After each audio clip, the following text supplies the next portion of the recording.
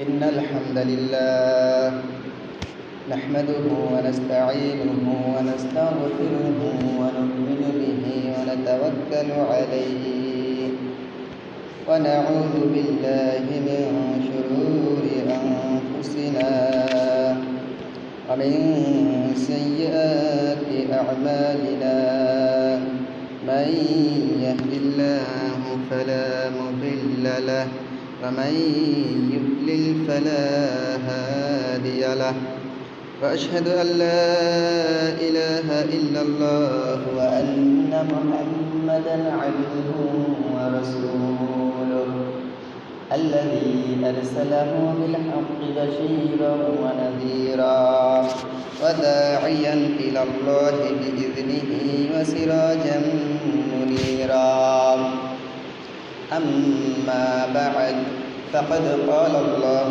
تعالى في كلامه المجيد وفي الفرقانه الحميد أعوذ بالله من الشيطان الرجيم بسم الله الرحمن الرحيم وما أرسلناك إلا رحمة للعالمين وقال رسول الله صلى الله عليه وسلم أنا سيد ولد آدم يوم القيامة ولا فخر وبيده لواء الحمد ولا فخر وما من نبي يومئذ آدم فمن سواه إلا تحت لوائي وأنا أنقل من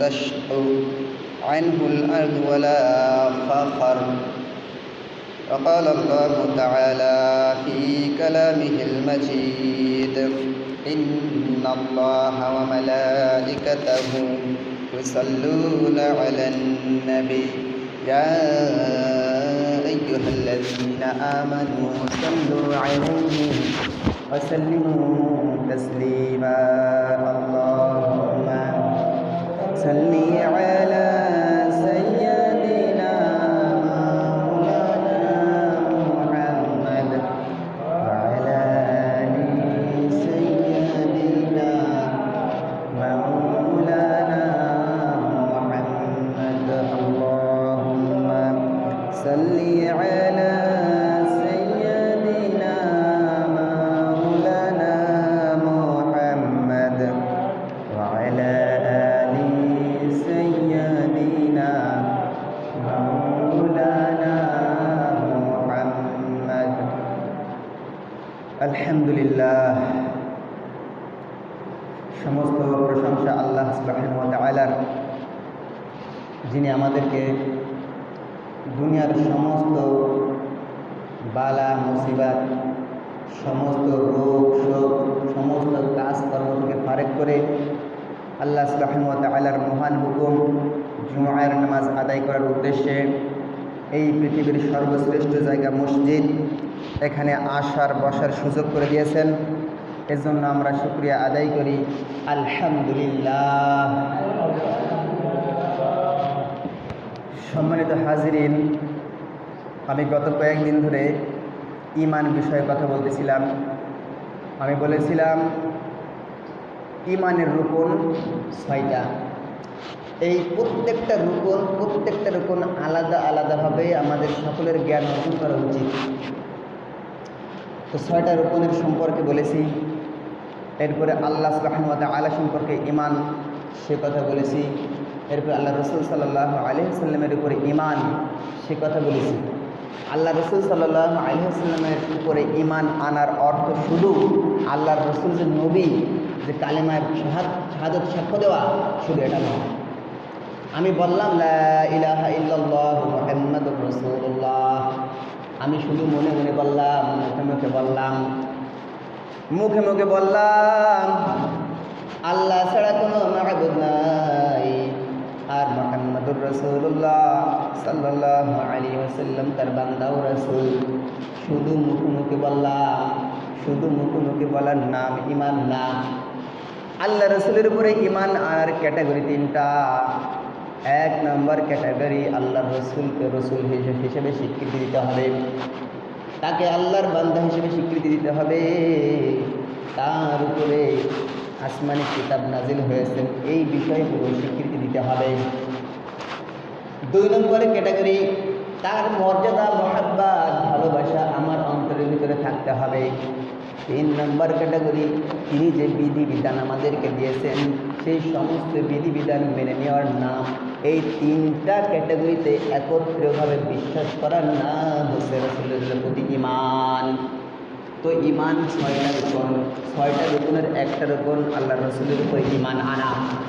শুধু আমি বললাম আমি জন্মগতভাবে মুসলমান, আমার বাবা মুসলমান, দাদা মুসলমান, ভাই মুসলমান, বাংলাদেশটা ইসলামী রাষ্ট্র, সংখ্যাগরিষ্ঠ মুসলমান, সেই সংখ্যাগরিষ্ঠতার দিক থেকে যদি আমি বলি মুসলমান, কিন্তু আমি আমার ইমানের দিকে কোনো খোঁজখবর আমি রাখলাম না।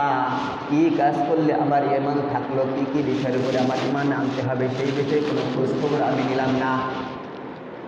আমি হুজুকে বাঙালির মতো বললাম আমি মুসলমান, অথচ আমার ইমানের শর্তগুলো আমি পালন করলাম না। আমি মুমিন হইতে পারবো না। মুমিন হইতে হলে আল্লাহ রসুলের উপর ঈমান আনতে হবে। ঈমান আনার, আল্লাহ রসুলের উপর ঈমান আনার ক্যাটাগরি তিনটা। একটা হচ্ছে তাকে আল্লাহ রসুল হাবিব, তাকে নবুয়তের স্বীকৃতি দিতে হবে, তিনি শেষ নবী এই স্বীকৃতি তাকে দিতে হবে, তিনি সর্বশ্রেষ্ঠ মানব এই স্বীকৃতি দিতে হবে, তিনি খাতামুন নবিয়্যিন এই স্বীকৃতি দিতে হবে। এক নম্বর শর্ত। দুই নম্বর শর্ত, তার মহাব্বত, ভালোবাসা, ইজ্জত, মর্যাদা আমাকে দিতে হবে। এটা কি বানাই বললাম? এই তিনটে ক্যাটাগরি যে বললাম, এটা কি আমার মতো মতো বললাম? দলিল লাগবে? দলিল লাগবে না? আমি আমার মত মতো বললে কি হবে? আমি আমার মত মতো বললে হবে না, প্রত্যেকটা কথার দলিল দিয়ে বলতে হবে। তাইতে আমি যেই হই না না হই, আমার কথার যদি দলিল কোরআনে থাকে আমার কথা গ্রহণযোগ্যতা পাবে। আমার কথার কোনো দলিল কোরআন হাদিসে নাই, আমার কথা তো কথা বড় বড় আলেম ওলামা মুফতি সাহেব যদি বলে আল্লাহর সাথে কথা বলি, ওই কথার দলিল কোরআন হাদিস নাই, ওই কথা গ্রহণযোগ্য হবে না। আমি যে বললাম আল্লাহ রসুলের উপরে ঈমান আনার তিনটা শর্ত। এক নম্বর শর্ত, তাকে নবী হিসেবে স্বীকৃতি দিতে হবে, রাসূল হিসেবে স্বীকৃতি দিতে হবে, তিনি শেষ নবী সেইটা স্বীকৃতি দিতে হবে। দুই নম্বর ক্যাটাগরি, তাকে সম্মান করতে হবে, ভালোবাসতে হবে।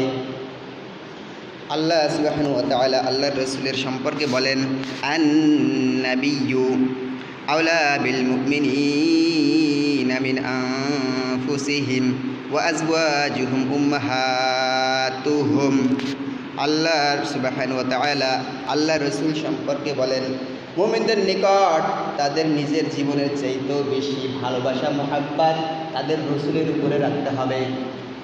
আল্লাহ বললেন, স্বয়ং কোরআনে বললেন, মুমিনদের নিকট তার নিজের সয় সম্পদ, নিজের জীবন থেকে নবীদেরকে ভালোবাসতে হবে। শুধু আমাদের নবীকে ভালোবাসবেন তা না, আল্লাহ যত নবী এই জমিনে প্রেরণ করেছেন সমস্ত নবীর উপরে ঈমান রাখতে হবে, আর তাদের সম্মান, ইজ্জত আমার অন্তরের ভিতরে থাকতে হবে। এই বিভিন্ন সময় বিভিন্ন আলেম ওলামা রাষ্ট্রীয় কাজের সমালোচনা করে থাকে। এই কথা যখন সমালোচনা করে আমরা স্বাভাবিক মুসলমানরা বলি, হুজুররা মসজিদ মাদ্রাসা নিয়ে থাকবে, নামাজ কালাম পড়বে, খাবে দাবে, বড় একটা ঘুড়ি বানাবে, মানুষের কাছে সম্মানিত হবে। হুজুররা কেন এই ধরনের কথা বলতে যায় আর মামলায় জেল হাজত খাটে? কিসের জন্য খাটে? আল্লাহ তো বললেন মুমিনের এক নম্বর কয়েকটি ক্যাটাগরি, নবীদের প্রতি ঈমান আনতে হবে, সমস্ত নবীদের ইজ্জত, মহব্বত, ভালোবাসা মুমিনদের ভিতরে থাকতে হবে। আল্লাহই বলে গেছেন যে আল্লাহর কথা রক্ষা করার জন্য, আমার ঈমান রক্ষা করার জন্য সমস্ত আলেম ওলামা যখন দেখে আমার নবীর উপরে আক্রমণ হচ্ছে, অনেক নবীর সম্মান ইজ্জত হানি হচ্ছে, তখনই সেখানে প্রোটেস্ট করে, বিপক্ষে কথা বলে।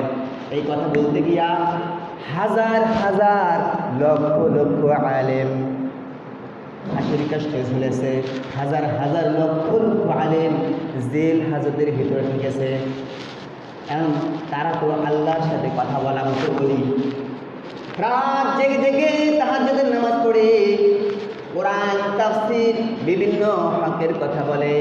তারা যদি বলতো রাত্রের বেলা তাহাজ্জুদের নামাজ পড়েছি, 5 ওয়াক্ত নামাজ পড়েছি, সমস্ত বিধিবিধান মেনেছি, শুধুমাত্র আল্লাহর রাসূলের বিরুদ্ধে কথা বলছে, এতটুকু আমরা না বলে থাকি, তাই বলে হতো না? তারা যদি বলতো না এত কথার দরকার কি আছে, এত কিছু দরকার আছে নেই, নামাজ কালাম পড়ি, মসজিদ মাদ্রাসা নিয়ে থাকি, ওই নিয়ে কোনো কথাবার্তা, ওই কথা না কিন্তু আমার কোনো ভেজাল নদী বা আটা লাগতেছে না, আমার কি ইমান কি চলে গেছে নাকি? তাকে বসে থাকতে পারতো না? কে দরকার কি, মরার কি দরকার? সুলাইমান নবীর কার্টুন 8 ভিতরে, 8 ইংরেজি বইয়ের ভিতরে ছাপা হয়েছে। আলেম সমাজ বরদাস্ত করতে পারলেন না, আলেম সমাজ এর বিরোধিতা করলেন, বললেন আল্লাহর নবীর ছবি কার্টুন বইয়ের ভিতরে আমরা মানতে পারবো না। কেন? আমরা আমাদের নবীদেরকে ভালোবাসি, মহব্বত করি, মর্যাদা করি। আমি আমার আব্বাকে ভালোবাসলাম, মহব্বত করলাম, মর্যাদা করলাম। আমার সামনে আমার বাবাকে যদি কেউ গালি দেয়, আমার যদি শক্তি নাও থাকে, ধায়ে ধেয়ে যাই, জান না? আপনার সামনে আপনার বাবাকে গালি দিও, আপনি চুপ করে বসে থাকতে পারলেন না। নিজের জীবন থাকে এ থাকে না, নিজের সম্পদ বর্ধিত থাকে এ থাকে না, আপনি গ্রামে থাকতে পারবেন কি পারবেন না, ওই হিতাহিত জ্ঞান বুদ্ধি আপনার কাজ করে না। অথচ আল্লাহ সুবহানাহু ওয়া তাআলা বললেন মুমিনদের সবচেয়ে বেশি ভালোবাসা, মুমিনরা সবচেয়ে বেশি ভালোবাসবে, সম্মান করবে তাদের নবীদের। আল্লাহ তো বললেন নাকি? নাই মানে বললাম, মানে বললাম, আল্লাহ বললেন না? তা আল্লাহর কথা রক্ষার্থে আমাকে আমার নবীকে ভালোবাসতে হবে, আল্লাহর কথা রক্ষার্থে আমার নবীর ইজ্জত সম্মান আমাকে করতে হবে। চাই আমার জীবন চলে যায় চলে যাক, চাই আমার চাকরি চলে যায় চলে যাক, চাই আমার আমি জেলে যাই চলে যাই, জেল যাক, জুলুম যাক, নির্যাতন যাক, আমার জীবন যাক, আমার নবীর সম্মান আমার কাছে সবচেয়ে বেশি বড়, উঁচুই মর্যাদায় রাখতে হবে। যদি আমার নবীর মর্যাদা আমি উঁচুই রাখতে পারি, আমার নবীর ইজ্জত সম্মান যদি আমি উচ্চ মর্যাদায় রাখতে পারি, তবেই আল্লাহ রাসূলের প্রতি ঈমান আনা হবে। ও ভাই, আমার যদি ঈমান না থাকে, আমার তাহাজ্জুদ, আমার কোরআন, আমার নামাজ, আমার মসজিদ নির্মাণ, আমার রাষ্ট্র নির্মাণ, সমস্ত মানুষকে বড় বড় অট্টালিকায় বিল্ডিং করে দিলাম, আমার কোনো কিছুই কোনো কাজে আসবে না যদি আমার ভিতরে ঈমান না থাকে। ঈমান যদি না থাকে, দুনিয়ার সমস্ত কল্যাণ মানুষদেরকে দিলাম, বাংলাদেশের সমস্ত নাগরিককে একটা একটা করে বাড়ি দিলাম, লক্ষ লক্ষ টাকা আমি ব্যাংকে ব্যালেন্সে জমা করে দিলাম, সমস্ত মানুষের কল্যাণ আমি করে দিলাম, অথচ আমার ভিতরে কোনো ঈমান থাকলো না, ঈমান নাই, আল্লাহ রাসূলের মহব্বত ভালোবাসা আমার নাই, ওই সমস্ত আমল সব বরবাদ। বরবাদ না? বরবাদ, বরবাদ। এই আল্লাহর সাহাবী, আল্লাহ রাসূলের সাহাবী, তার থেকে মর্যাদা সম্পন্ন তো আমরা না, তার থেকে মর্যাদা সম্পন্ন আমরা। আল্লাহ রাসূল বললেন আমার সাহাবীর মর্যাদা তোমাদের ভিতরে সবচেয়ে বেশি, আল্লাহ রাসূলের উম্মতের ভিতরে সবচেয়ে বেশি মর্যাদা সম্পন্ন আমার সাহাবীরা। নবীদের পরে যাদের স্থান তারা হচ্ছে সাহাবী রাদিয়াল্লাহু আনহু ওয়া রাদিয়াল্লাহু আনহু। আল্লাহ সেই সাহাবীদের উপরে আল্লাহ সন্তুষ্ট হয়ে গেছেন, সন্তুষ্টি ঘোষণা কোরআনে দিয়ে দিয়েছেন। আল্লাহ বলেন রাদিয়াল্লাহু আনহু ওয়া রাদিয়াল্লাহু আনহু, আল্লাহ তাদের উপরে সন্তুষ্ট, তারাও আল্লাহর উপরে সন্তুষ্ট। তাহলে কি একটা ঘোষণা না? সাহাবীদের উপরে সন্তুষ্ট, সাহাবীরা আল্লাহর উপরে সন্তুষ্ট। আল্লাহ রাসূল বললেন তোমাদের মধ্যে সবচেয়ে বেশি মর্যাদা সম্পন্ন আমার সাহাবীরা। ওই সাহাবীরা আল্লাহ রাসূলের কথা বলতেছেন, সাহাবীরা আল্লাহ রাসূলের কথা শুনতেছে, কথা শুনতে শুনতে সাহাবীদের ভিতরে কথা হলো, কথা এক পর্যায়ে আল্লাহ রাসূলের কথার চাইতে বেশি আওয়াজ হয়ে গেল সাহাবীদের কথা। আল্লাহ সুবহানাহু ওয়া তাআলা সাথে সাথে কোরআনের আয়াত নাযিল করে দিলেন, যদি আমার রাসূলের সামনে আমার রাসূলের কথার উপরে তোমাদের কথার আওয়াজ যদি বুলন্দ হয়ে যায়, ও সাহাবীরা তোমরা সতর্ক থাকো, তোমাদের জীবনের সমস্ত আমল আমি আল্লাহ বাদ করে দিব।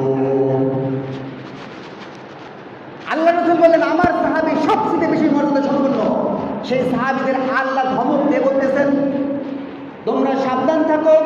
তোমাদের রসুলের কথার উপরে যদি তোমাদের কথা প্রাধান্য পেয়ে যায়, তোমাদের রসুলের সামনে তোমাদের আওয়াজ যদি গ্রহণ হয়ে যায়, উঁচা হয়ে যায়, সাবধান থেকে যাও, তোমাদের সমস্ত আনন্দ বরবাদ হয়ে যাবে। শুধুমাত্র আল্লাহ রসুলের সামনে উঁচু গলায় কথা বললে আল্লাহ রসুলের সাহাবীদের আমল আল্লাহ বরবাদ করে দিবেন। আর আমরা আল্লাহ রসুলের শানে বেয়াদবি করি না? আল্লাহ রসুলের শানে বেয়াদবি করি না? করি। হয় বেয়াদবি হয় বাংলাদেশে, হয়েছে না? সুলাইমান নবীর কার্টুন এখনো বইতে ছাপা আছে। আমার কথা রাষ্ট্র পর্যন্ত পৌঁছবে না, শুধুমাত্র আপনাদের কানে দেওয়ার অর্থ হচ্ছে ভাই ঈমান সম্পর্কে সচেতন হন। বাংলাদেশের সরকার পতন হয়েছে, ওই সরকারের অনেক আকাম কুকাম আমরা জানি। বহু হাজার হাজার আলেম ওলামা হত্যা করেছে, নবীদের শানে বেয়াদবি হয়েছে। এখনো আপনি ক্লাস 8 এর বইতে খুলে দেখেন, ইংরেজি বইয়ের ভিতরে সুলাইমান নবীর কার্টুন এখনো আঁকা আছে। আমি বর্তমান সমাজের সমস্ত ছাত্র সমাজ সবাই উদ্দেশ্য করে বলি, ও ভাই, যেই সরকারি আসলো সেই সরকার যদি আল্লাহ রসুলের ইজ্জত সম্মান যদি সম্মত রাখে, সেই সরকারকে সমর্থন আমরা করব। যেই সরকার আল্লাহ রসুলের ইজ্জত সম্মান দিকে খেয়াল রাখবে না, সেই সরকারের সমর্থন আমরা করব না। বাংলাদেশে আওয়ামী লীগের উপরে বড় রাজনৈতিক দল তো নাই, আছে নাকি? সবচেয়ে বড় রাজনৈতিক দল, পুরাতন শক্তিশালী পাওয়ারফুল রাজনৈতিক দল আওয়ামী লীগ। সেই আওয়ামী লীগের মুসলমান জনতা তাকে বিদায় করে দিতে পারলো। ভবিষ্যতে সমস্ত দল এটার থেকে শিক্ষা নেওয়া উচিত যে বাংলাদেশে আওয়ামী লীগের মধ্যে একটা দল টিকে থাকতে পারলো না, ওখানে সদুমধু আসে টিকে থাকার কোনো বের আছে? সাবধান! আল্লাহ রসুলের ইজ্জত যারা করতে পারবে না, আল্লাহ রসুলের সম্মানকে সমুন্নত যারা করতে পারবে না, তাদের থেকে সাবধান থাকবেন। কখনোই তাদের পক্ষ অবলম্বন করবেন না। এটি যাই হোক, যদি আগামীতে যদি বিএনপি সরকার ক্ষমতা নিয়ে সেই বিএনপি সরকার তো আল্লাহ রসুলের সামনে বেয়াদবি করে, ওই বিএনপি সরকার 1 সেকেন্ডে বিদ্রোহ দেবো আমরা ইনশাআল্লাহ। আমি যাবো, আলেম সমাজ যাবে। এর আপনি কি এর বিএনপি? আমার রাসূলের মর্যাদা সম্মান আমার ভিতরে সবচেয়ে বেশি রাখতে হবে। যদি আমার ভিতরে আল্লাহ রাসূলের সম্মান, ইজ্জত, মহব্বত কোনো মানুষের বেশি থাকে, তাহলে আপনি ইমানদার হইতে পারলেন না। আল্লাযীনা আমানু আশাদ্দু হুব্বান লিল্লাহ। আল্লাহ বলেন মুমিনদের ভিতরে সবচেয়ে বেশি মহব্বত, ভালোবাসা আল্লাহর উপরে থাকতে হবে। কার? একজন মুমিনের ভালোবাসা সবচেয়ে বেশি ভালোবাসা কার উপরে থাকতে হবে? আল্লাহর উপরে। একজন মুমিনের সবচেয়ে বেশি ভালোবাসা থাকতে হবে। আপনার যদি এবার চিন্তা করে দেখেন, আপনি কি আল্লাহকে ভালোবাসতে পারছেন? আল্লাহকে ভালোবাসতে পারছেন? আরে আল্লাহকে গালি দেয়, আপনি নিশ্চুপ, আপনার কোনো জবাবে কোনো কথা নাই। আপনি বলবেন বাংলাদেশের পরিস্থিতি অনুকূলের ভিতরে নাই, আমি যদি এই সরকারের বিরুদ্ধে কথা বলতে যাই আমাকে জেলে যাইতে হবে। অথচ আপনি যদি খালেদার বিরুদ্ধে কথা বলে, আপনি যদি বিএনপি সমর্থক পান, অবশ্যই আপনি প্রোটেস্ট করতে যান। যায় না? বর্তমান পরিস্থিতিতে সাবেক প্রধানমন্ত্রী শেখ হাসিনা পদত্যাগ করে বিদেশে চলে গেছে। অনেক তার সমর্থক লুকাইয়া বসে কাঁদতেছে, এরকম রেকর্ড আমার কানে এসেছে। ও ভাই, হাসিনা সরকার পদত্যাগ করেছে, আপনার মনে কষ্ট লাগতেছে, আপনি কান্না করতেছেন। ও ভাই, আপনি ভালোবাসতে করেন, আপনি কান্না করেন, আমার এতে কোনো সমস্যা নাই। কিন্তু ভাই, আপনি তো মুসলমান, আল্লাহ রাসূলের সামনে যখন বেয়াদবি করা হয়েছিল তখন কি আপনি কান্না করেছিলেন? কান্না করেছিলেন? আল্লাহর সামনে বেয়াদবি করলো বলাকার নাস্তিকেরা, আপনার মনের ভিতরে কি কান্না এসেছিল? ও ভাই, আপনি কিরকম মুসলমান? কিভাবে আপনি মুসলমানের দাবি করেন? আপনার সামনে আল্লাহকে গালি দেয়, আল্লাহ রাসূলকে গালি দেয়। আল্লাহ নবীর উত্তরসূরি আল উলামা ওয়ারাসাতুল আম্বিয়া। আল্লাহ রাসূল সাল্লাল্লাহু আলাইহি ওয়াসাল্লাম বলেন, আলেমগণে নবীগণের উত্তরসূরি। নবীগণের উত্তর এখন নবী আছে, নবী আর আসবে? নবীগণের উত্তরসূরি কারা? কারা? এই নবীগণের উত্তরসূরি কারা? আলেমরা, আলেম। সে আলেমদেরকে ধরে ধরে ফাঁসি দিয়েছে এই শেখ হাসিনা। এর পক্ষে থাকলে আমার ইমান থাকবে? এই কাজ যদি বিএনপি সরকার করে, বিএনপি সরকারের বিরুদ্ধে আমরা একত্রিত হব। ইমান কোথায়? ইমানের দাবি করলে ইমান হয়ে যায়? আমি পৈতৃক সম্পত্তি ইমান, এটা কি পৈতৃক সম্পত্তি যে আমি মুসলমানের সন্তান হইলাম, আমি ইমানদার হয়ে গেলাম? লক্ষ লক্ষ হাজার হাজার আলেমকে ফাঁকি দিয়েছে, গুলি করে মেরেছে হাজার হাজার মানুষকে। আপনার মনের ভিতরে একটু কান্না হয় না? অথচ আল্লাহ সুবহানাহু ওয়া তাআলা সূরা নিসার ওয়া মা লাকুম লা তুকাতিলুনা ফী সাবিলিল্লাহ, ও মুসলমানরা তোমাদের কি হয়েছে, তোমরা কেন আল্লাহর পথে যুদ্ধ করো না? আপনি বিশ্বাস না হয় কোরআন খুলে থাকেন, সূরা নিসার ভিতরে আছে ওয়া মা লাকুম লা তুকাতিলুনা ফী সাবিলিল্লাহ, তোমরা কেন যুদ্ধ করো না তাদের বিরুদ্ধে? ওই জনপদের মানুষ আল্লাহর কাছে ফরিয়াদ করে, আল্লাহুম্মা আখরিজনা মিন হাযিহিল ক্বরিয়াতি যালিমি আহলুহা, এই আমার এই জনপদের নেতারা আমাদের উপরে জুলুম করে, আমাদের উপরে মারে, আমাদের উপরে আমাদের আবাসস্থলের উপরে হামলা করে, আমরা এদের কাছে জিম্মি হয়ে গেছি। ও আল্লাহ, আপনার পক্ষ থেকে আমাদেরকে সাহায্য করে পাঠাইয়া দেন। এইভাবে ফরিয়াদ করে আল্লাহর সাথে কোরআনের আয়াত নাযিল করলেন, ও মুসলমানরা, ওয়া লাকুম লা তুকাতিলুনা ফী সাবিলিল্লাহ, তোমাদের কি হয়েছে, কি কারণ, কেন তোমরা যুদ্ধ করতেছো না? আমার মুমিন বান্দা নির্যাতনের শিকার হচ্ছে, গুলির শিকার হচ্ছে, মরে যাচ্ছে, বিনা কারণে গুম হচ্ছে, আপনারা কেন বসে আছেন? আল্লাহ বলেন, ওয়া লাকুম লা তুকাতিলুনা ফী সাবিলিল্লাহ, কি হয়েছে, তোমরা কেন যুদ্ধ করতেছো না? আল্লাহ বলছেন, আল্লাহ না হলে বিশ্বাস না হলে কোরআনের আয়াত খুলে দেখো, তোমাদের কারণ কি সমস্যা? আমার লাকুম লা তুকাতিলুনা ফী সাবিলিল্লাহ, তোমাদের কি হয়েছে, তোমরা কেন যুদ্ধ করতেছো না?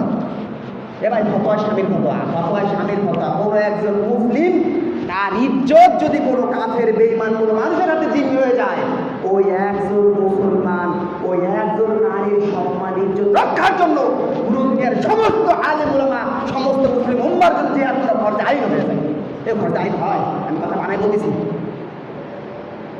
বিশ্বাস না ফতোয়া শুনতে, বিশ্বাস না কোরআনের আয়াত থেকে দেখুন, যেখানে হাজার হাজার আলেম উলামা, সাধারণ মানুষ সরকারের ঘোষণারে গুলির ভিতরে বলছে, এখন আপনার সেই তাদের সম্মান মহব্বত আপনার অন্তরের ভিতরে আছে। অথচ আল্লাহ বললেন, আল্লাযীনা আমানু আশাদ্দু হুব্বান লিল্লাহ, যারা মুমিন তাদের সবচেয়ে হৃদয়ের সমস্ত ভালোবাসা সবচেয়ে বেশি কাকে বাসবে? আল্লাহকে। কাকে? আল্লাহকে বাসবে। এরপরে ভালোবাসবেন কাকে? আল্লাহর হাবিব। আল্লাহর হাবিব বললেন, যেই ব্যক্তি আমাকে বেশি ভালোবাসতে পারবে না, লা ইউমিনু আহাদুকুম, ওই ব্যক্তি ততক্ষণ পর্যন্ত মুমিন হইতে পারবে না যতক্ষণ না আমার মহব্বত তার অন্তরের ভিতরে সবচেয়ে বেশি হবে। ওমর ফারুক রাদিয়াল্লাহু তাআলা আনহু পাশে বসা, ওমর ফারুক রাদিয়াল্লাহু তাআলা আনহু বলেন, ইয়া রাসূলুল্লাহ, আমি মনে হয় আমার জীবনকে নফসকেই বেশি ভালোবাসি। আল্লাহ রাসূল বললেন, না, এইটা হবে না, তোমার অন্তরের ভিতরে আমার মহব্বত সবচেয়ে বেশি হইতে হবে।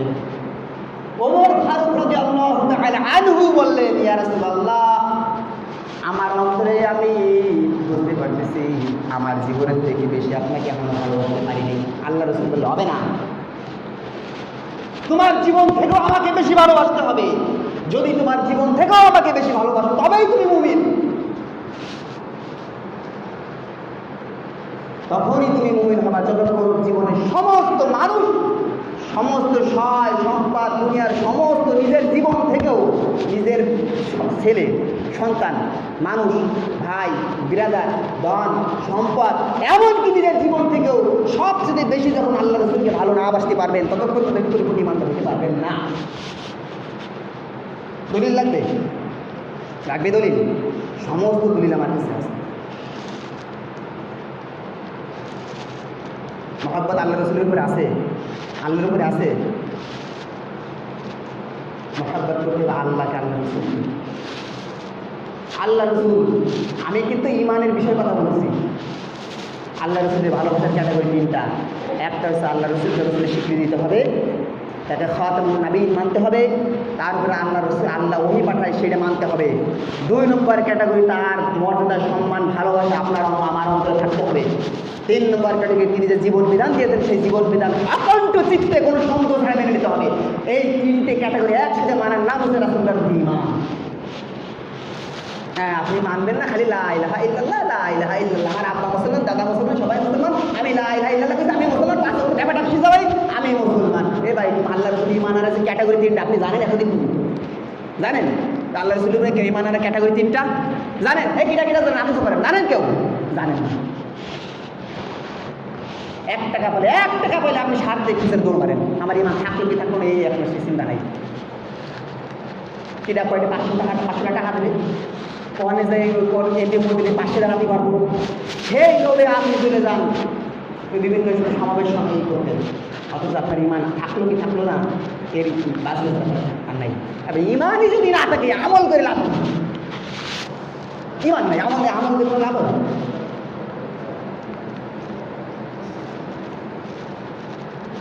কোনো অভিযোগ থাকলে আমাকে বলেন, প্রত্যেকটা কথা দলিল আমার কাছে আছে, কোরআন হাদিসের দলিল আছে। এটা আমার স্বার্থের জন্য বলতেছি, আমার স্বার্থের জন্য বলতেছি। কাদের স্বার্থের জন্য বলতেছি? কাদের স্বার্থের জন্য? আল্লাহ রাসূল সাল্লাল্লাহু আলাইহি ওয়াসাল্লাম বাল্লিগু আন্নী ওয়ালাউ আয়া, আমার পক্ষ থেকে একটি বাণী হইলেও পৌঁছাইয়া দাও। এ ভাই, এখানে আমাকে দায়িত্ব দিয়েছেন কিসের জন্য? খালি আপনাকে বাড়ি খাবো আর বড় একটা ভুড়ি বানাই দিয়ে বাড়ি ফিরে দেবো, দেখুন। সেজন্যে আপনার খাতি দেবেন একেবারে ভুড়ি ভালো খাবার খাতি দেবেন, খাইয়ে একেবারে ভুড়ি একটা বানাইয়ে না পর্যন্ত শেয়ার বারে বাড়ি বড় একটা বিল্ডিং দিয়ে নিরিবিলি ভালো থাকবে। এই জন্য নাকি আমার কিছু দায়িত্ব আছে? দায়িত্ব আছে না? দায়িত্ব যদি আমি পালন না করি আল্লাহ আমাকে ধরবেন একটা আমাদের ময়দানে, তবে যে তুই এগুলো জানবি, মানুষকে জানাস না। বলবে কি? বলবে যদি না বলে আমার কোনো, আমি ঘুরি বেড়াতে আমার কোনো সমস্যা আছে নাকি?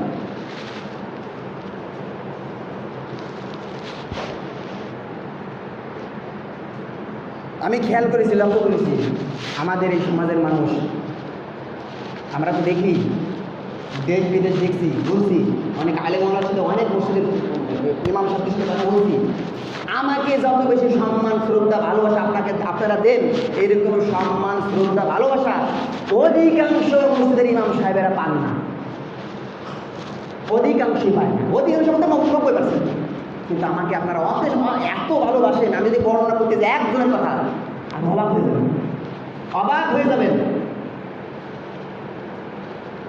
আমি মাদ্রাসায় ক্লাস করে, মাদ্রাসায় ঠাটাপড়া রোদের মধ্যে বাড়ি গরু বুঝতে পারতে আমার সাথে খাবে না, বহুত খোলা মানুষ এরকম ঠাটাপড়া রোদ নিয়ে চলে যায় মাদ্রাসা, ওই পাড়া মাদ্রাসায়। কেছে তারপর আমাকে বাড়ি গরু বুঝতে পারছে, আপনি না খেলে আমি খাবো না। আপনাদের সন্তান আমরা স্কুলে দায়িত্বে যাই, খোলা ফান চলে আসি, কেছে ওগুলো খাই যাচ্ছি হবে, আজকে টাইমে নিয়ে যাই, খাই যাচ্ছি হবে। মসজিদে নামাজ পড়ে বেরোই, আজকে টাইমে আমাকে বাড়ি যাচ্ছি হবে। এটা কি ভালোবাসা না? এটা সম্মান না? এমন বাড়িতে প্রত্যেক দিন গরু বুঝতে দেয়, প্রত্যেক দিন গরু বুঝতে দেয়। আমি বললাম কি 1 কেজি গরু 750 টাকা, তা আমার গরু বুঝতে খাটি দেবেন, গরু বুঝতে খাটি দিলে আর ফিরে আবার খাটি আসবো কি না? আপনিও খাবেন, আমরাও খাবো।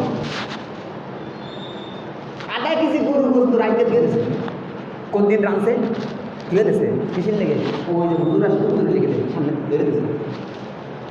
তাহলে গরুর বুঝত তেমনি তো এই মুহূর্তে দুধ রাঁধছিলাম, আপনার জন্য খেয়েছি, আমরা খাইছি, আপনি খাবেন, আমরা এক কিছু রাখবেন না।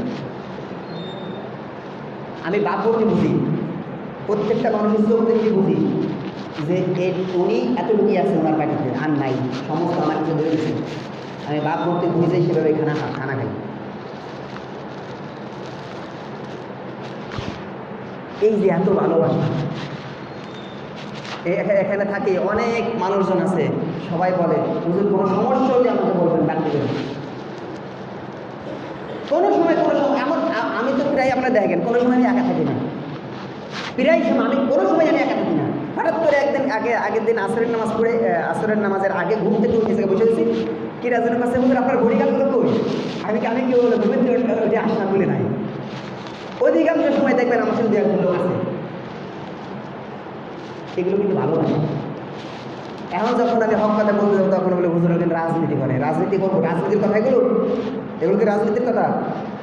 সাবধান, কান খাড়া করে শুনে রাখেন, কোনো সরকারের পক্ষও না বিপক্ষও না, আমরা কোরআনের পক্ষে হাদিসের পক্ষে,